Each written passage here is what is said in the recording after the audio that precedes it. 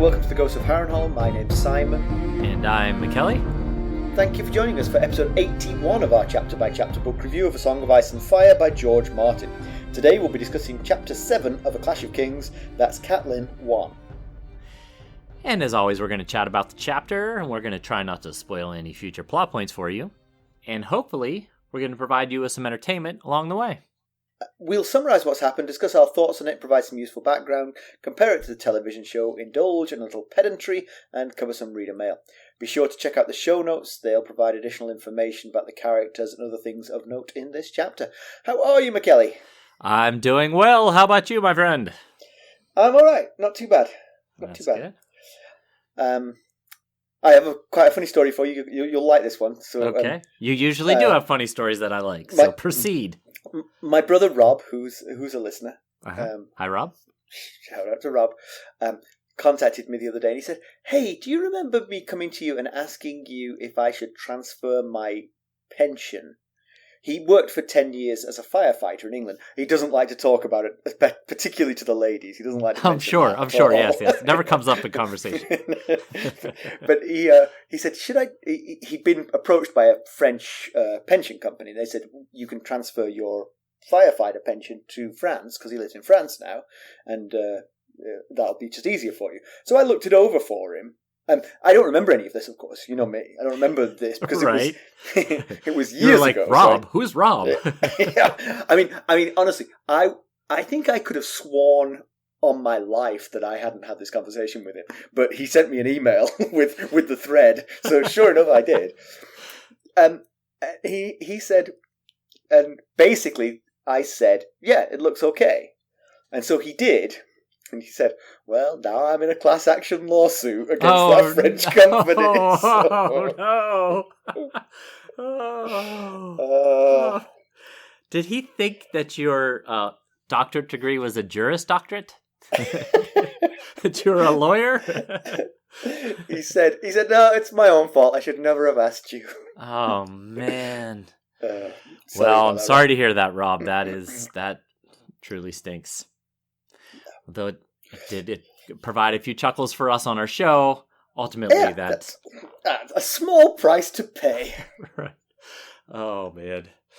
So in this chapter, we have a Tion Frey gets a reference. It's Cleos' younger brother. Right. And the way Roy Dotrice says it reminded me of your Tiam story. Oh. Have we ever told that story? We've never told that story, So we live in North Carolina, and I play soccer. And I was playing soccer one day, and there was a guy I didn't know, and so I went over and introduced myself, and he said, "Hi, my name is Tiam," and I heard Tiam, which is a name I'd never heard before. But I said, "Well, nice to meet you, Tiam," and for the whole game, I called him Tiam. And just around the final whistle, it dawned on me. I was like, I wonder if that guy's name is Tim, and he just has a southern accent, and I've been mocking him this whole time. Oh, man, that's good stuff. Tim. His name was Tim, and I've apologized profusely since, and we're still friends. Oh, Tim. Oh, man, I love that story. I mean, he said it so perfectly. But the thing is, I don't think he ever thought that I was mocking him. I mean, I called him Tiam. Tiam, pass to me, Tiam. He just thought, he's got it just right. He's saying it exactly so. Exactly right. Everything else he says is complete.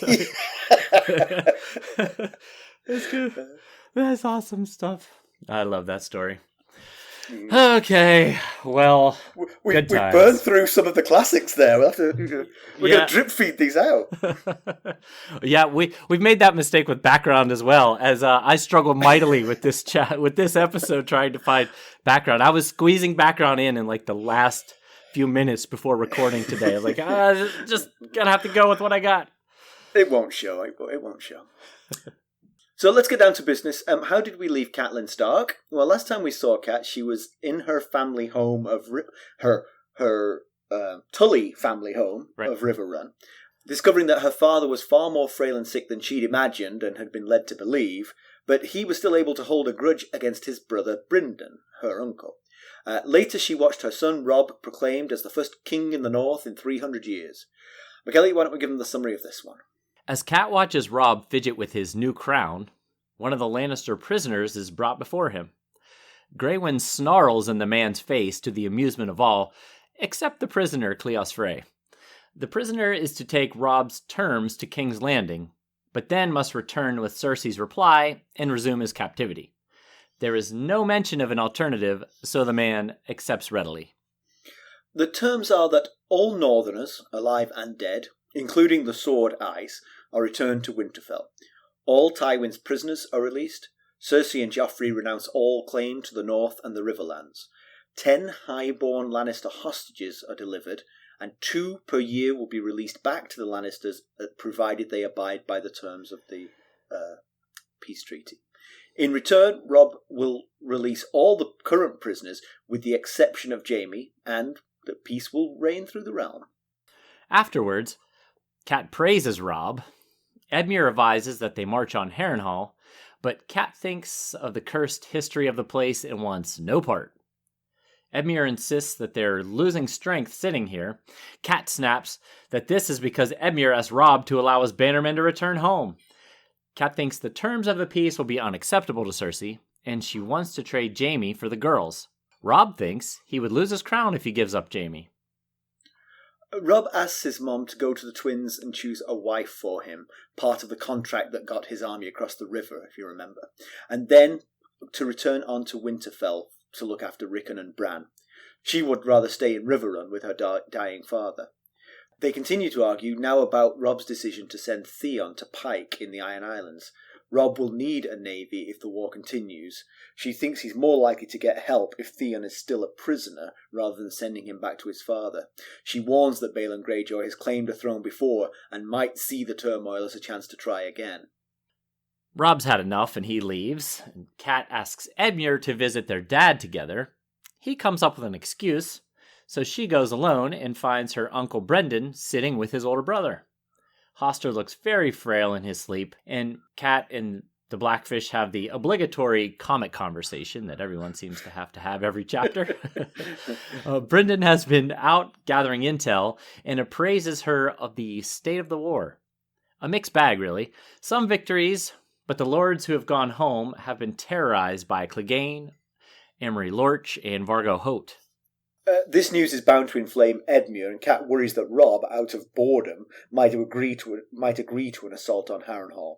Brynden also reports that in the west, Sir Stafford Lannister is training up a new army to join the battle. This is a worry. Tywin can bide his time and wait for these reinforcements. They decide that Tywin needs to be drawn out of Harrenhal, and they hatch a plan involving fellow crown claimant King Renly Baratheon. Aha. So, yeah, I really enjoyed this one. Although I will say, I think I might say this. This might be in our notes for later, but it feels like the book so far has really been recapping where everybody is. You know, there's not an awful lot here. Yeah, I agree. But Robb has a new crown, just freshly forged. Just freshly forged. The chapter opens with Cat thinking about how he's got a crown straight out of the forge on his head, and I thought, wow, these Kings of Winter are tough. Yes. Straight out of the forge and onto his head. I think there was probably something in between, just a small gap. Some sort of cooling period. Perhaps, yes. But it's just bronze and iron, no jewels. It sounds very North. And indeed. Yeah. So it's interesting that the prisoner that they're sending south is Cleos Frey. It's funny, you can tell that you and I wrote the notes because I didn't mention his name and you went back and mentioned his name. So then you'd mentioned his name, but we kept calling him the prisoner, the man. We'd mentioned his name by that point, so we could have just... But anyway, because he's a Frey, he should have been on Robb's side, but he's the one that's married to Tywin's... sister, niece. Jenna. Oh, to his sister. Yeah. So... Cleos is Tywin's nephew, Aemon Frey and Jenna Lannister's child. He's the child of the Frey who's married to his sister. Sorry, yes. He's not the one married to his sister. Yes, Aemon Frey his dad, Aemon Frey, is the second son of Lord Walder, so he's kind of an older guy. That's Although Aemon Frey's older brother is here at Riverrun as part of Robb's entourage. In fact, Robb's squire that keeps handing him stuff is also a Frey. So, that's one of the things Robb said is your grandfather pledged loyalty to me, and a lot of your relatives fought on my side, but you chose to fight on the Lannister side, so you are considered a prisoner, not an ally. Yeah. But I felt like they were teasing a little bit in the wording leading up to divulging that it was Cleos Frey, because like you said, they kept referring to him as the prisoner, and then Theon says to him, Neil Lannister. So it leads you at first to believe that it's going to be Jaime, but turns out it's just Cleos Frey. Yeah. So the terms are that Sansa and Arya will be traded for Willem Lannister and Tion Frey, who's not Tiam, he's Tion. Yeah. Willem is the second son of Kevin, who is Tywin's younger brother. And Tion is actually Cleos's younger brother, Aemon's and Jenna's son. Right. So they are both nephews of Tywin. Even though one of them is called Frey, they are both as closely related to Tywin. Correct. Yes. Right. Now, one of the things that I was noticing as we go through these terms is what ones are personal gains for the Starks and what ones are betterment for his bannermen and his newly forged realm. Yes, I see. So this one is purely for the Starks. They want their girls back. We'll be right back. Hello, friends. Are you ready to make some unforgettable memories? Well, if so, consider the Marriott Bonvoy program. Discover the perfect destination for your summer getaway and unlock exclusive deals on luxurious accommodations. With our affiliate partnership, you'll enjoy unbeatable savings and a seamless booking experience. Don't let summer slip away. Visit Marriott Bonvoy today and make this vacation season one for the books. Use our Ghosts of Harrenhal affiliate page to check it all out and buy Bonvoy points or give some as a gift. The link to our page is in the show notes. Yeah, although, I mean, long-sighted northern lords might think, well, there are now Stark daughters that we can marry, Good point. I'm not sure they're there yet, though, with their bloodlust for their losses in war. But when they calm down and think about it, you're right. Yeah, but I mean, loyalty to the Starks includes the daughters. Yeah, you're right. Obviously, this is more personal than it is strategic, but Sansa and Arya are certainly important to the Starks. Yeah, indeed. But then the next term is that Ned's bones and the northern men's bones who went south with Ned shall be returned, as well as the sword, the great Valyrian sword Ice. Now, again, it's mostly personal gain here. I mean, some men were probably from other northern houses. Obviously, they weren't all Starks, so other houses would benefit from getting these bones back. But, getting Ned's bones and getting the sword back are primarily Stark gains. Yeah. And if you notice, Kat thinks in her head that living men had gone south, but only cold bones returned. And if that sounds familiar, because to me, it sounded familiar, and I was like, where have I heard this before? It's because Bran thought nearly the same thing about ladies' bones when they were brought back to Winterfell. And then he compared ladies' bones to Rickard, which is not Rickard Karstark, but Rickard Stark, his grandfather, Brandon, his uncle, and his father Ned, all having gone south and not returning. Eventually, these Starks will learn the lesson. Don't go south. Don't go south of the neck. Idea. Yeah. Prisoner exchange is next, and that's minus Jaime. Obviously, everyone's got people they care about who are currently prisoners. Right. Plenty of prisoners were taken, particularly on the Battle of the Green Fork, so presumably plenty of people have men or even relatives, so everybody will benefit from that one. Yeah. Apart from Jaime. So. Right, yeah. And then he asks, and we mentioned this in the summary, Then he asks that the Lannisters deliver 10 highborn hostages that both sides have to mutually agree upon. And they will be treated as honored guests, he says. And he will release 2 of them per year, which, again, is a gain for all of the... It's a gain for all of the North and the Riverlands so that it forces the Lannisters to behave. Yes, it's certainly not a game for the Starks. It's just mouths to feed, really. Right, yes. But it does give them peace of mind knowing that the Lannisters should behave as they're expected to because of this. To me, so this seems like this is basically a 5-year plan here. And it's been unclear to me, and maybe it's unclear to Robb at this point as well, when Jaime will be released. So will he be released once Tywin complies with everything to the point of satisfaction to Robb? Or is he part of this 5-year plan here? Because Cersei's never going to agree to a 5-year captivity for Jaime. So right. I don't imagine they'll send some children. They won't allow Jaime to be captive for 5 years, not even for 1 year. Right.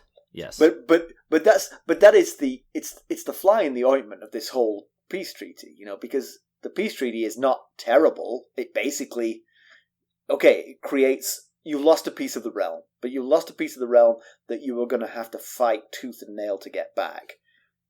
Right. Not worth it. It's just the North. It's just cold and snowy. Don't even bother about it. I agree that if it was just the North and some tweaks to the rest of the agreement, they might do it. Yeah. It's the Riverlands that is the Riverlands and Jaime are the big fly in the ointment here, and that's the final. That's the big piece. Part of the agreement here is that the Iron Throne is to renounce claims to the North and the Riverlands, basically between the Golden Tooth to the west and the Mountains of the Moon to the east. And, of course, that would be a gain for most. I mean, the North especially. But once again, the Riverlords don't have rule over themselves. They're basically just trading one boy king for another, and neither are in their land. Yeah, but at least this boy king, they think, has some right to the throne, or at least isn't rotten to the core. Yes, I think that knowing them as we do, it certainly seems like a major upgrade. Right, and certainly they know for a fact that this king has come and freed and lifted the siege at Riverrun. Yeah. The other king's grandfather is laying siege to their whole lands and burning their crops, Yeah. It's easy to choose a side there for the Riverland lords. Yes, absolutely. Plus, he's half Tully, His mother is Hoster's daughter, oldest daughter nonetheless. So, and he looks like a Tully, right? He has more of a Tully look than a Stark look, yeah. But you'd think they would prefer to have, like, Edmure be king of the rivers and isles like it used to be back in the olden days, in the pre-Aegon the Conqueror days. Yeah, but it feels... It's interesting because we came into this chapter not knowing about that, really. We thought Robb might have just declared himself, or been declared by his bannermen, King of the North, North of the Neck. But only in this chapter is it revealed that the Riverlands lords are now seeing him as their king too. Yeah, it was hinted at a little bit in that last chapter in the Game of Thrones, because they were chanting lords. King of the King in the North as well. Right, so. but I might welcome the King of Spain and say, King of Spain, King of Spain. Doesn't mean he's my king, Good point. It's I'd have to go back and look, but I think a couple of them may have voiced after the Northern lords were saying, I'll kneel to this king. A couple of them might have voiced that as well. Right. I'm not positive. I'd have to go back and look. Right. So the terms are pretty one-sided, obviously, but if it's an opening bid, it can't be too far away from something that's mutually agreeable. I mean, obviously, it's a bitter pill to lose a big chunk of the realm. Right. I mean, probably that's about half the land of the Seven Kingdoms. If you include, the North is about a third, and if you include the Riverlands, you're getting pretty close to half. Yeah. Yeah. But it isn't the best land of the Seven Kingdoms. You're keeping the best land of the Seven Kingdoms. You certainly have an unfortunate piece missing in the Riverlands. The Riverlands, see, that's the thing. Like, how the Riverlands is kind of the heart of Westeros. You know, how do you get around that? Right. The North is so isolated. No one wants to go up there unless you're from the North anyway. But the Riverlands, it just makes it really tough because it's right there next to the Crown Lands. It's got the Westerlands on one side, the Vale on the other side. It really complicates things. I think if I was the Lannisters at this point, I would say, sure, we'll agree to all that, but you've got to throw Jaime into the mix. That's the one thing that will kill this deal.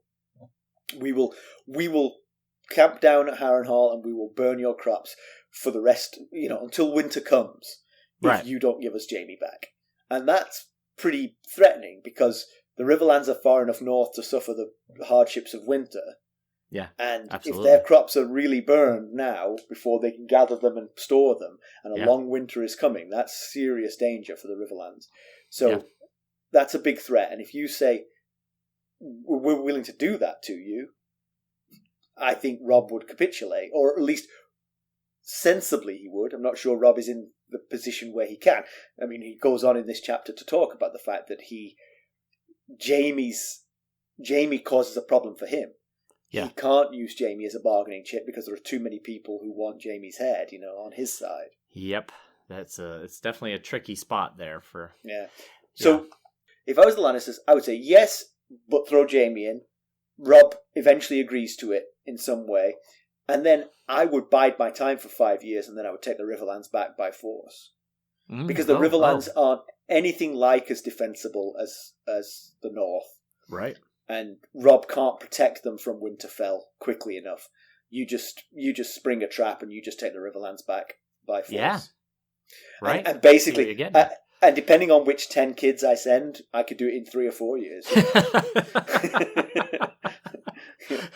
Just start pulling kids off the streets of King's Landing and giving them the last name Lannister. Bleach their hair and send them off. Yeah. Now, of course, I mean, obviously, this is not Kat thinks the deal could have been sweeter. This is not in really acceptable terms at this point. And in fact, Cersei literally can't accept this offer because she doesn't have Arya. So she can't live up to this deal no matter what because she doesn't have Arya. I got to drag my heels on this negotiation until I find that bloody girl. Right. I mean, so no matter what, she's going to have to be, I'll give you Sansa, but I'm keeping Arya. I really like that kid. She's got spunk. Yeah. Maybe that's it. Maybe she says, well, unless you give me Jaime back, I'm keeping Arya. Yeah. Which would, it's funny because Sansa's the older daughter. So, you would think if she was going to give up one, she would give up the younger daughter. But she can't do that because she doesn't have her. Yeah. But there's not much that you could make it sweeter. I mean, the Riverlands lords are never going to agree to Lannister rule again. Right. Oh, not without force. Yeah.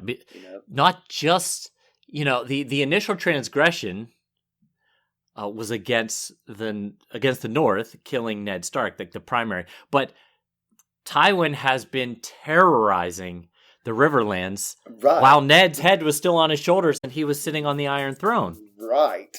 And the North hasn't been touched. This is all of this action's been going on in the Riverlands. We'll be right back. This episode is sponsored by Audible. To get a free audiobook, or 2 if you're an Amazon Prime member, go to our exclusive URL, audibletrial.com/ghostsharrenhal. You can find the link in our show notes. So if anyone has a really deep grudge, an all-consuming grudge, it's the Riverlands. They're lords to a person, except for maybe the Freys and the Lannisters. Everyone else has had their lives turned upside down and torn apart by the Lannisters. Look, I wonder if another reason the Lannisters would be forced to refuse this is because I could imagine Cersei saying, yep, we agree to everything as long as you throw Jaime in, and sending Frey back with that message. But I wonder if the worry here is that they lose the Eyrie too. They lose the Vale too. That the Vale will break away and say, right, we're doing what they're doing. Right, because the Vale forms, the Riverlands form a bit of a buffer between the Vale and the rest of the Seven Kingdoms. Yeah, right. I mean, so, basically what's left of the Seven Kingdoms would be in essentially two pieces, the Vale and everything else. Right. Yes. And she's a Tully by birth. Yeah, yeah. It would absolutely be very easy for her to choose. And they've got the Bloody Gate, which is very difficult to get past. So almost impenetrable, as they say. Yeah. And right. so, yeah, absolutely. So maybe she's not a fan of the them. Lannisters to begin with, exactly. Liza.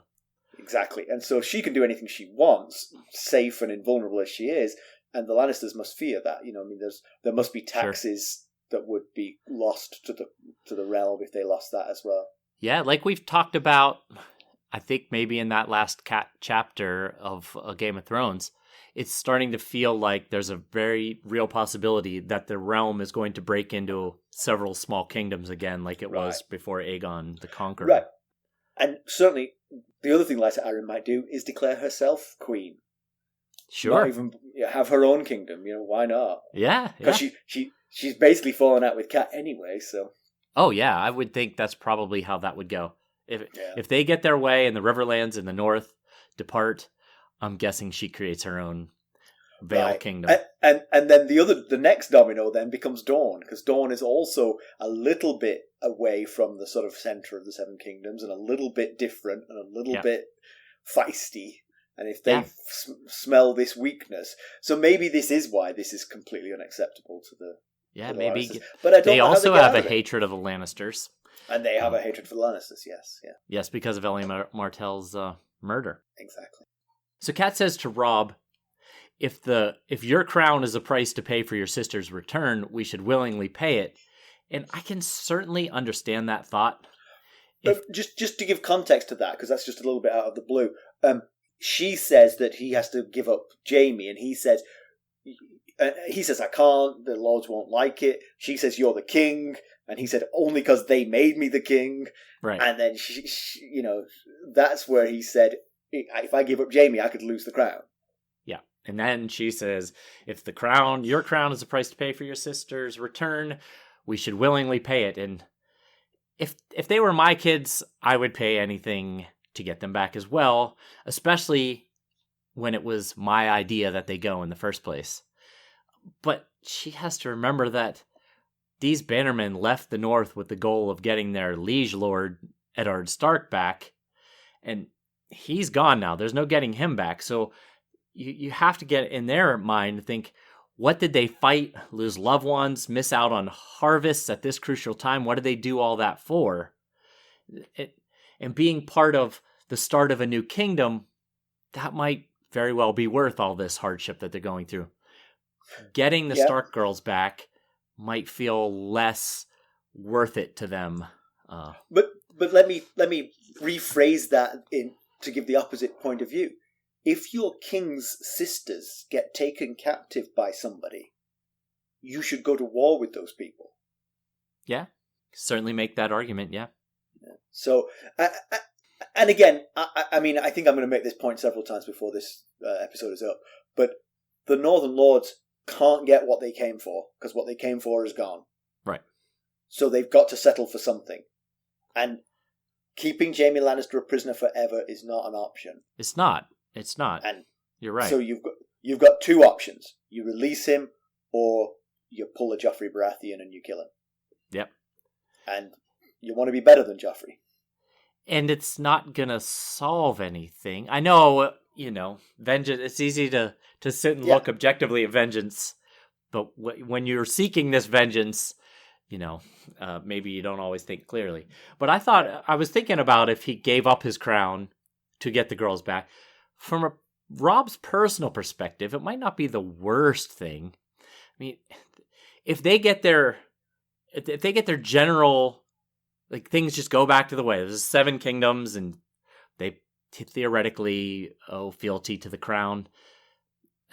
the North has such little interaction with the Iron Throne anyway, and so you sue to remain Warden of the North. Lannisters lay down their weapons, give up Sansa, and discover that they don't have Arya.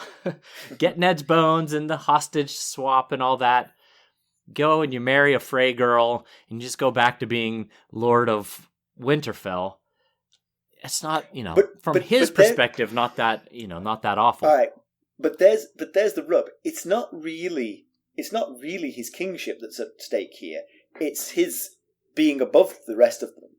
I mean, that's the thing. He was their leader before. They've now just changed his title. You're right. Yeah. So that's what's at stake. Because if he doesn't do what they want and they rebel against him, they're not just going to knock him back down to Lord of Winterfell. Liege Lord. They're going to knock him down to, we're actually going to put Great John Umber as King of the North. Could be. Yeah, that's definitely a fear that he'd have to consider. Right. But here, let me allay that fear. The Starks have been in charge of the North for thousands of years.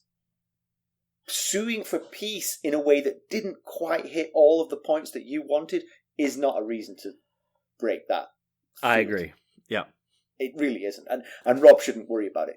But he has got one worry. One thing we didn't mention in the summary is that Rickard Karstark, one of his chief lords, walked out before hearing the terms of the peace deal. He wants he has no interest in the peace deal because Jaime Lannister personally killed 2 of his sons in the Whispering Woods. Yeah. And so the only thing he wants is Jaime Lannister to be put to death. Right.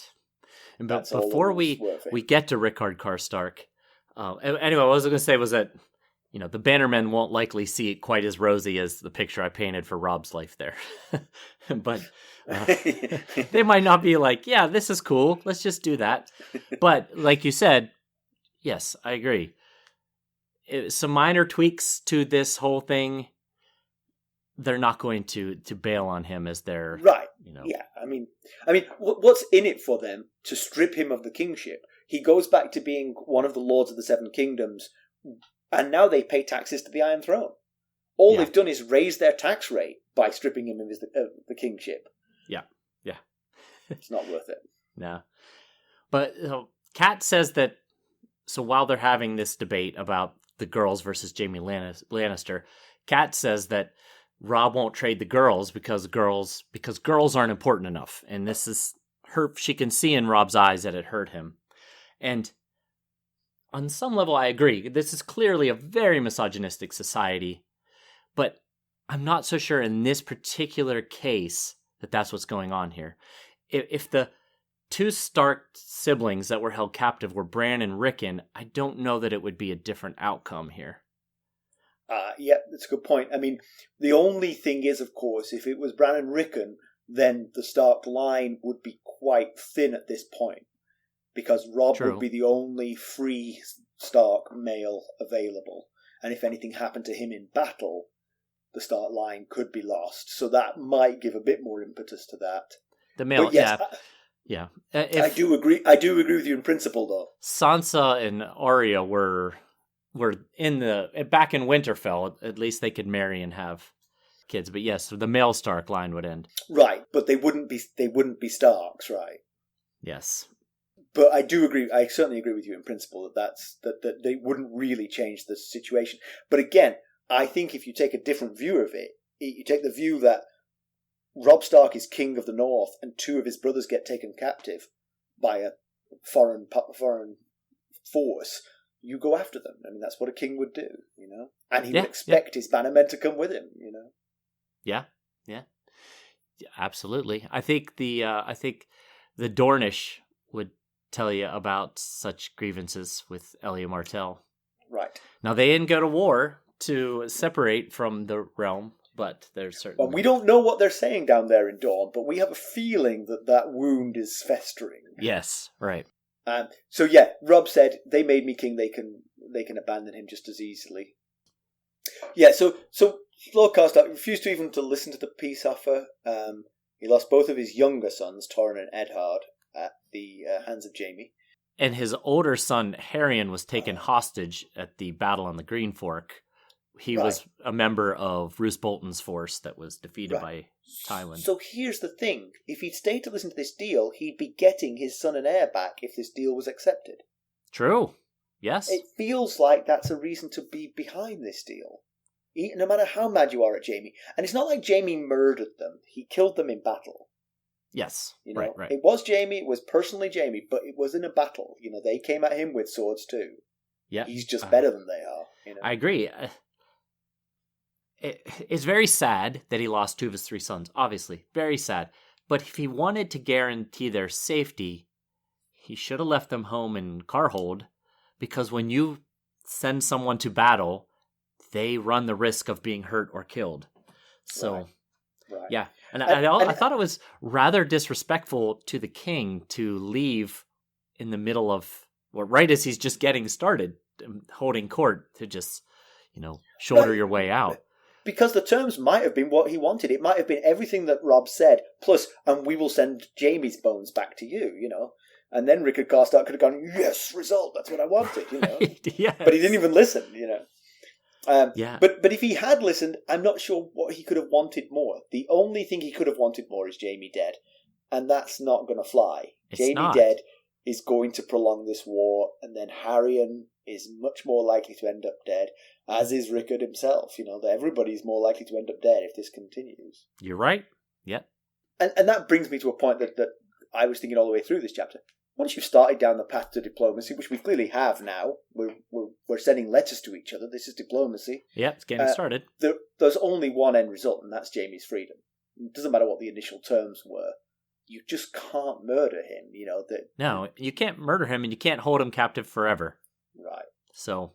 Yeah, the only point of having him as a captive is for the bargaining power of it. Right. It gives you the power to get the concessions you want out of the other side. So leaving him out of the first round didn't make an awful lot of sense, but I guess they wanted some wriggle room. And yeah. I'm sure if I was Robb dispassionately and the message came back from Cersei, I agree to all your terms as long as you throw Jaime into the deal, he'd be like, bingo, got what I wanted. Yeah. Yes. I'm sure Cersei will look, and Tyrion, because he's Hand of the King now, will look at this offer that doesn't even really mention Jaime and be like, well, what are we supposed to do with this? We're not going to agree to these terms when you didn't even mention what's going to happen to our brother. Yeah. So. It is a dangerous situation for Robb, though. He's got a lot to contend with. I think he needs to have a sit down with Rickard Karstark and ask him what he sees as the end result. Hey, you're my trusted lord. What would you want from this? And if he says, I want to murder Jaime Lannister, you say, well, you can't do that. That one's off the table. I'll give you just about anything else. Right. Yeah. I mean, that's the facts, Yeah. And then what you do is, if he's still unhappy, you paint a picture of what the realm could look like if everybody agrees to what Robb's offering here. Because in many respects, Rickard Karstark accepting this peace offer is as important as Cersei Lannister accepting this peace offer. Yeah. Yeah. He needs peace in his new realm as well as, peace with his old realm. So the picture you can paint is Rickard back in Carhold, fortifying, preparing for winter, perhaps siring a few new sons to replace the 2 he lost, Sure. Yeah.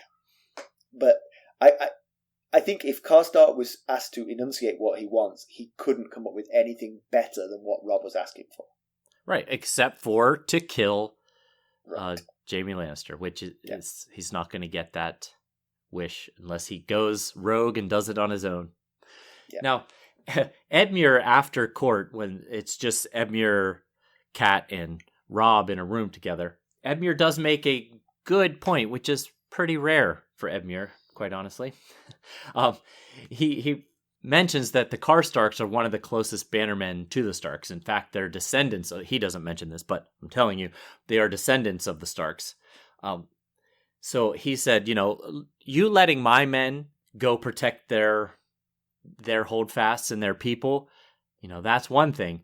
But a northernman, Rickard Karstark leaving sends a really bad message. And he also thinks that other bannermen are probably feeling the same as Rickard about the peace. And even Cat, while the court session was going on, Kat was wondering about the thoughts of the stoic men in the court. She couldn't read it from their faces, but so clearly they're concerned that Rickard's actions are mirrored in the minds of some of the other lords, I guess. Yep. So we've got more example of Edmure. I mean, you've just given Edmure a bit of props, but more examples of his subpar leadership. That's why I said it was a rare good point. Right, yeah. He requested to Robb that he let the Riverlands bannermen go back to defend their lands. Tywin is using the same tactic as he did before the war, which was to harry the Riverlands cities, towns, and destroy their crops. Ned figured that Tywin had Clegane attack the random towns throughout the Riverlands so that the young, untested, chivalrous, whatever, eager to prove himself, Edmure would try to defend every square foot, spreading everything way too thin. Well, he's doing it again now. Exactly. But I will say, I think there is a bit of a difference now. The first time around, Tywin's army was coming, and you needed to bring your troops together to face down that army, no matter what the advanced forces were doing. Now, Tywin has retreated to Harrenhal and is licking his wounds there, and the only thing you have to deal with is the raiding parties of Clegane Law. Yeah, that's definitely a difference. Yeah. So I actually think it's not the worst idea now to send the bannermen back to protect the lands, because again, you've got to grow crops here. The winter is coming. I hate to be Starky, but winter is coming. Yeah, you're absolutely right. I guess the concern is that their host continues to dwindle as the host at Riverrun. But what is the point of the host at Riverrun? They freed it. Right. There's nothing. They're doing nothing. They might as well go home and grow things. Well, here's a roundup of some of the folks that they've lost so far. So Jonas Bracken was injured and his nephew was killed, retaking the ruined Stonehenge. Titus Blackwood did manage to clear Raventree Hall of Lannister forces, but all that was left was burned land and killed livestock.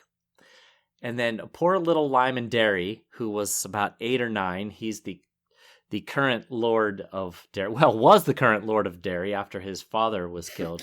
Until the end of this sentence, he's the current Lord of... His men did retake Derry, and they held it for 2 weeks.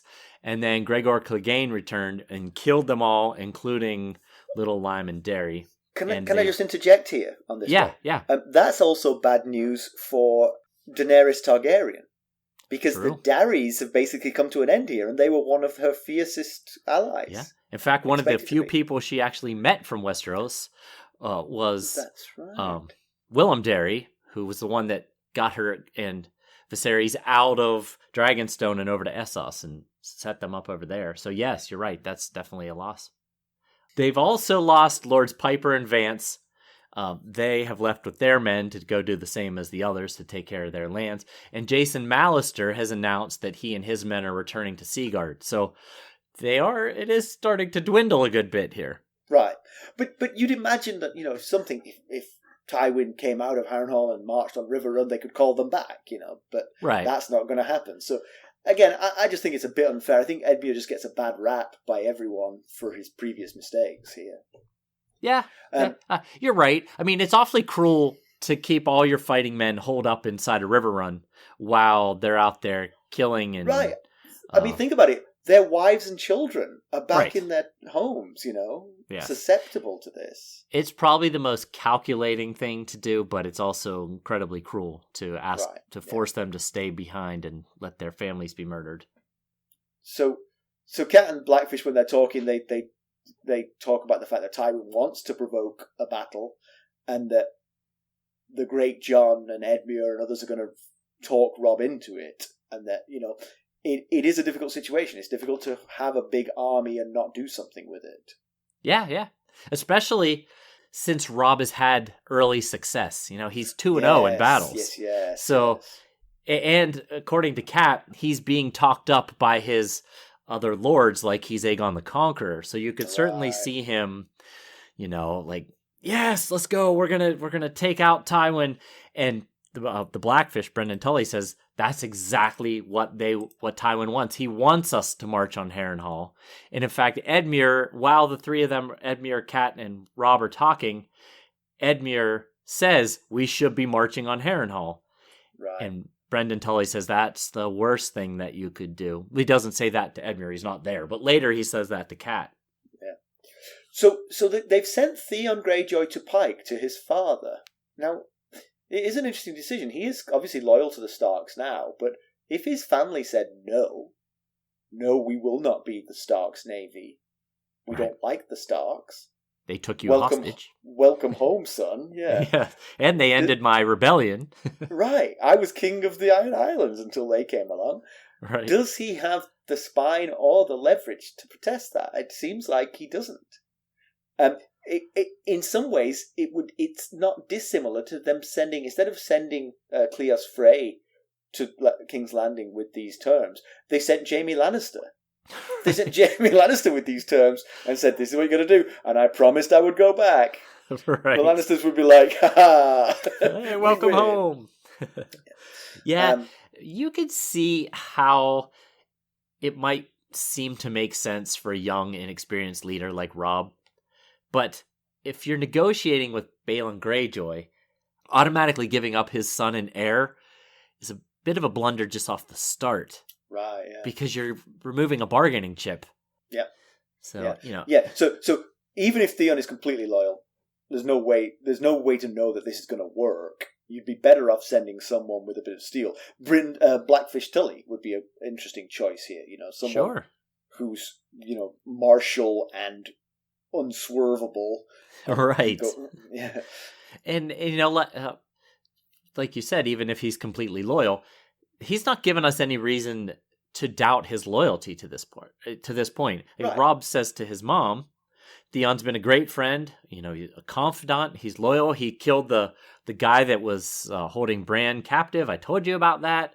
But there's just something, even in this chapter, Kat mentions, there's something about Theon's character that unnerves her a bit.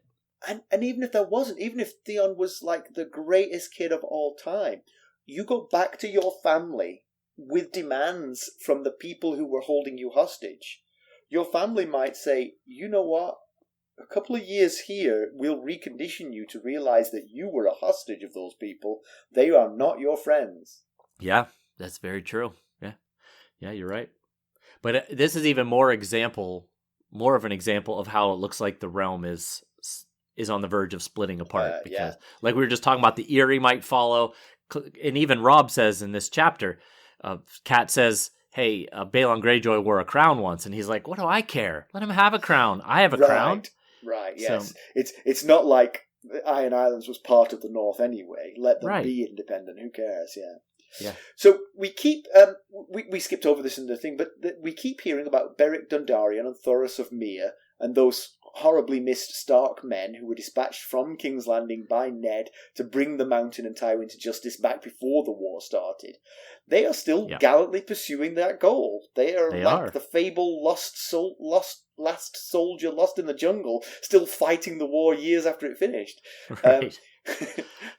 The guy who sent you is dead, and the king he represented is dead, but on they go. Yep, keep fighting the good fight. Yeah.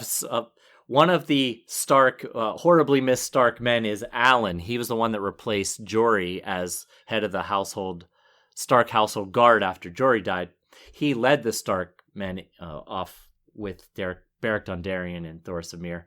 And we know that a lot of the Stark men died at the battle at Mummer's Ford, but there's no word of whether Alan died or not. So one thing actually that's just a little bit interesting to focus on here is there's rumours from, this is all from Brendan Tully's intel from further south, that Sir Burton Crakehall claims to have killed Beric Dondarrion, but then was later ambushed and killed himself by Beric Dondarrion.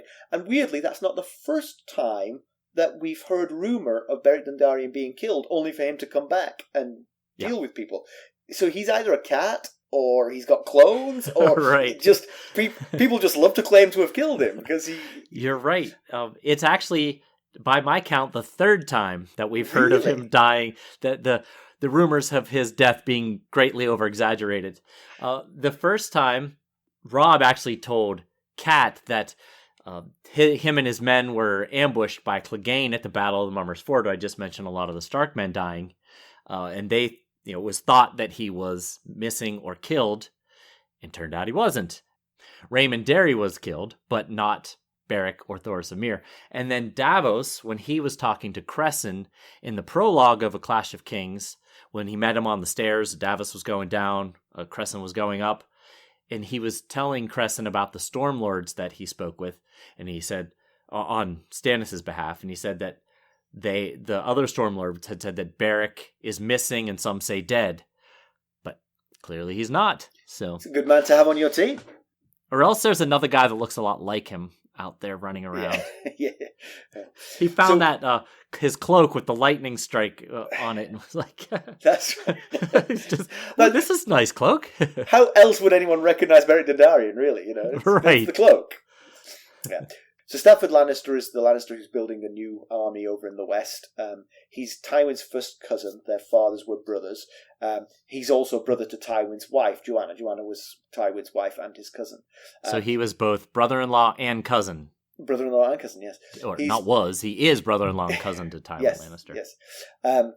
The army is going to be comprised entirely of the remnants of the West, which is presumably thin pickings at this point. You know, the people who weren't fit to be in the first army.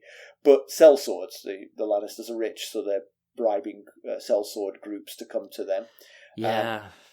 It'll take some time for that to be ready, and we did see in the Battle of the Camps that sellswords aren't always completely trustworthy. Right. Yeah, they fled. That camp fled. That's when Kevin said, I told him not to get mixed up with sellswords. Yeah. Now they get mixed up with sellswords again. So Robb's got some time, but if he doesn't act soon, he could end up being stuck between two Lannister armies. Yeah. So it seems like maybe a proactive attack on this new army before it becomes a true seasoned army. It might serve possibly two purposes here. One, it would squash this new threat of this new army being built. Two, it would also threaten Lannisport and Casterly Rock, which might force Tywin to have to leave Harrenhal to go defend his home. Plus, Roose, Bolton, and the rest of the Northern Army are still in the Riverlands, theoretically. We haven't heard from them in a while, but they're theoretically still there. And maybe, they could, instead of Robb being pinned in between two Lannister forces, if they attack Lannisport and then Tywin comes to attack them, maybe then Roose Bolton's force could come and pin Tywin's force between two forces. The only thing that worries me there is I'm not sure how big the mountains are between the Riverlands and the West. It feels that's the issue. It'd be quite a schlep to get a big army over there. Now, obviously, Tywin managed it. Yeah, you're right. The problem is the Golden Tooth, which is it lies right in between Riverrun and Casterly Rock, and it overlooks the road that you have to lead all these men through. And presumably Tywin wasn't foolish enough to leave it completely undefended. I would imagine. They refer to it as a small but very stout castle. So Right.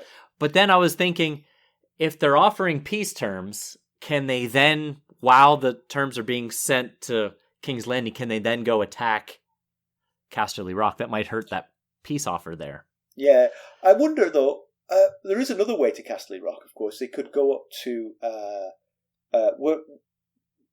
where are the Mandalese? No, I don't mean the Mandalese. I mean, Seaguard. The Mandalese? They're on the west coast, yeah. Yeah, so you could take a boat from Seaguard, or take, it wouldn't take too many ships, you'd think, like maybe 5 or 6 ships full of men from Seaguard round to Casterly Rock and come at them from that direction. Maybe. Yeah, then it would turn into a sea battle, and Lannisport probably has pretty good navy. True.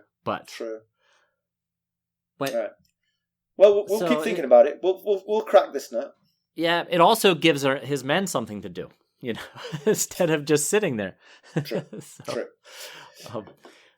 So Cat formulates the plan to ask King Renly to come up from the south and attack Tywin, sort of forcing him out of Harrenhal. It's kind of unclear. She doesn't say. She just says she wants to use Renly to draw him out. Right, so maybe it's more actually Renly to King's Landing. That's what I thought, yes. Right, yeah, I was thinking you get Renly to march on King's Landing, which forces Tywin to have to come out of Harrenhal to defend King's Landing. So then, if that happens, then either one of these two options, if you go with Robb's plan, Tywin moves to defend the west, King's Landing is left open to Renly's attack. If Cat's plan in motion, you draw Tywin south to protect King's Landing, which leaves Casterly Rock and Lannisport open to the west. You can maybe take or at least severely cripple Casterly Rock and Lannisport, and that just will be more incentive for the Lannisters to agree to peace terms. If you're in their homeland, controlling the situation there. So. True enough. Yep, I can see all that. So Tywin, when Tywin was talking with Tyrion earlier, he was talking about how Stannis was the biggest threat before the Battle of the Whispering Wood. This was right. We do know that Stannis' plan to make allies is by badgering people into being his allies, by demanding that they become his allies, which right. is unlikely to bring too many people. So not giving them anything. Right. Renly, I mean, I can't imagine Renly doing this for the Starks, but Renly might think, well, it may be that Tywin will go off and fight the Starks, and I'll just take King's Landing while he's not paying attention. So maybe Renly will do it out of self-interest, not just out of alliance with the Starks, but purely out of self-interest. Yeah, that's very possible. All right, so background. Okay, so little background on the Darrys there. So the Blackfish said that he doesn't actually call Lyman Darry by name. He refers to him as the Lord of Derry, but it's Lyman Darry, that he is the last of his line, which is not entirely true because he does have two aunts. So he's the last of the male version of his line. He has two aunts, Mariah and Jane Frey. Jane is actually married to Sir Cleos Frey, who is featured in this chapter. He's the prisoner that's going to deliver the demands, or the peace demands. Mariah is the older sister, so she would likely inherit the Darry lands, and she is also, obviously, as her last name is Frey, is married to a Frey, Merritt Frey. He is Lord Walder's 9th son, 11th overall. Huh. So the Freys are doing well out of all this. They're taking over everywhere. Except for Cleos. Yes. Well, I mean, he's got a nice walk ahead of him, you know. Yeah. So let's compare with the television show. This scene is presaged by a scene where Robb confronts Jaime. He tells Jaime that he knows that Joffrey is his son, that Jaime pushed Bran from a window, and then Grey Wind scares the bejesus out of Jaime, who's chained up, and Grey Wind just growls in his face, and it is pretty terrifying. But then the primary scene of this chapter is also present. The Lannisters' prisoner's heritage is not mentioned. He is in fact named Sir Alton Lannister in the TV show. So he's not a Frey. Okay. His connection to the Freys is dropped. The scene is grittier. There's no crown. It's much more like a military camp than the throne room of Riverrun. You never really see the inside of Riverrun in this part of the show. But you know they're there. Like, is mentioned that they're at Riverrun? They mentioned that they're in the Riverlands. I mean, they're always in camps. You know, they're always camping. So it feels like they might have moved on somewhere. But it's not explained. Theon hasn't gone. He's present. And then Theon actually agitates for the inclusion of his family in the war. It's him that says to Robb, send me to the Iron Islands and I'll bring you back a navy. Oh. It's possible that that's how this came about. We don't know from the We don't know, but that's book. how they pitched it in the show. Yeah. Kat later argues that she doesn't even want Balon Greyjoy as an ally. Not just that he's not to be trusted, but that she wouldn't want him if he did say he was an ally. That's how much of a snake she sees him as. Right. She makes an impassioned plea for the girls, and she argues that she should go home to Bran and Rickon, and it's Robb who wants Kat to go south to enlist Renly's help. Oh, so they wow. They completely flipped that around. Yeah, they did. For some reason, yeah. So I put that down to sort of building up Robb's gravitas a little bit in the TV show. Sure, yeah. He's thinking the strategic thoughts, and you know that's how I saw that. Uh-huh. So That's about it. Pedantry, I've mentioned this on the way. I think they're a bit unfair on Edmure. If you don't think that his bannermen should be dispersed, then don't allow it. Don't let it happen and then blame him when it backfires. That's a solid point. Yep. Yeah. He asked and Robb agreed. So, yeah, you're right. News and notes. We have any reviews that we want to read out? Yeah, there's not a whole lot of news and notes this episode, and we're running kind of long, so just get straight to the review reading. How about that? Do it. So this review is from Kate _, and this is from podchaser.com. And it goes like this. I've tried a couple of A Song of Ice and Fire podcasts, having started rereading the series in lockdown. And this one is definitely the best. I'm sure she was thinking it just how I said it right there when she read it. Indubitably. Yes. Simon and Mackelly provide really useful background information and insights. The sound quality is good, and they don't get off on massive, irrelevant tangents. I'm not sure how old this review might be. we shouldn't have put this particular review in this episode, I feel. Yes. Then she goes on, it's perfect for anyone new or familiar to the Song of Ice and Fire or a Game of Thrones world. And if you've read them like me, you'll find yourself discovering things about the characters in the story you never knew before. Great podcast. Keep going, guys. I don't know if it's the same for you, but I get so excited when you read these out. I do too. I get excited tracking a good one down. I mean, they're all good, but tracking down one to use on the show gets very exciting.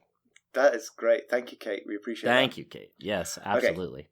So let's conclude. So, like I said, everybody in the book appears to be in a holding pattern.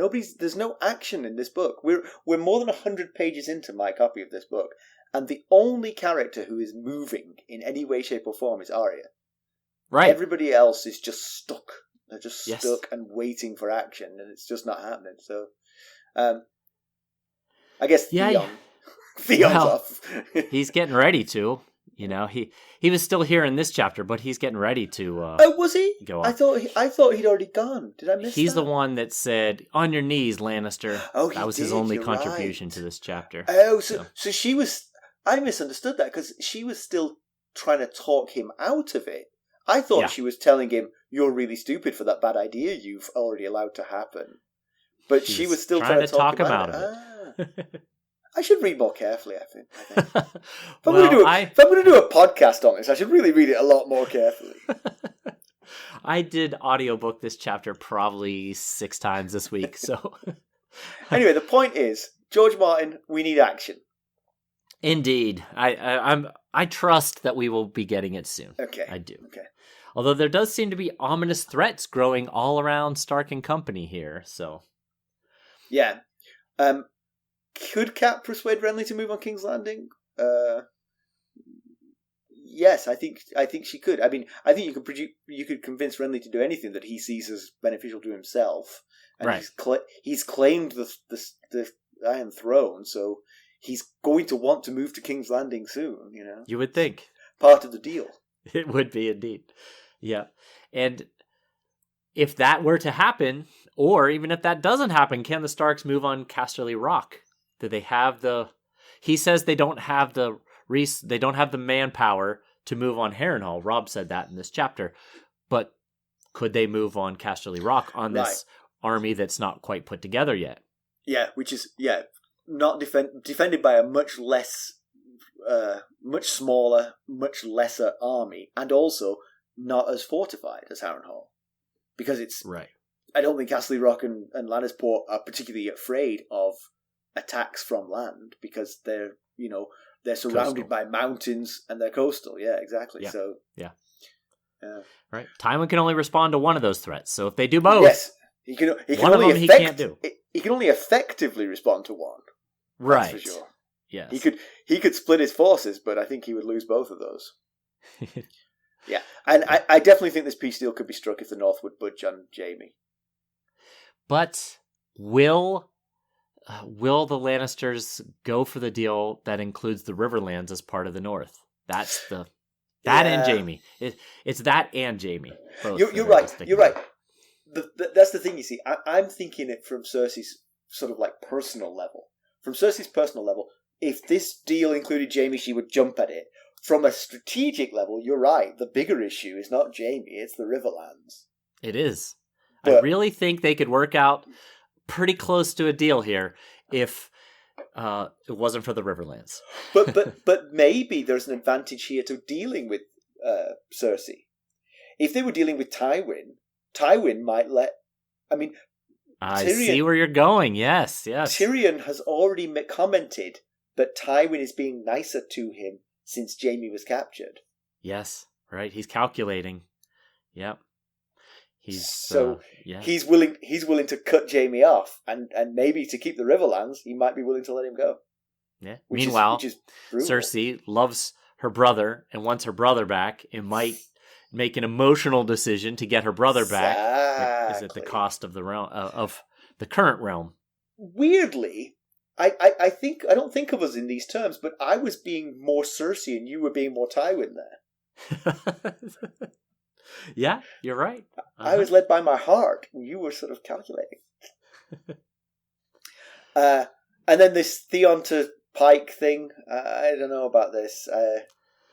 If Balon is the snake that Cat thinks he is, this is not going to go well. This is not going to go as intended. So far, Theon has seemed to be like a brother to Robb, but this could be the biggest test, and maybe the first test of this bond. It's a blood thicker than water type situation here, you know? And Theon might be taken prisoner, you know? I mean, like, they might say, you're not going anywhere. You're Absolutely. back and we're keeping you here. We're keeping you here until you realise that you are the heir to the Iron Islands and you're not a Stark. That is absolutely what could happen. I had that same thought. Yep. Yeah. Well, as always, you can reach us at ghost.harrenhal@gmail.com and follow us on Twitter @GhostHarrenhal. We're on Facebook, Instagram, YouTube, and now we're on Discord. So go out and join our Discord server and hang out with us there, and that should be cool. Yeah. And don't forget to leave us a review. If you leave us a nice one, we'll try and read it out on an episode. Indeed. And it'll bring a tear to our eye. All right. Thanks for listening. Thanks. Bye. Bye.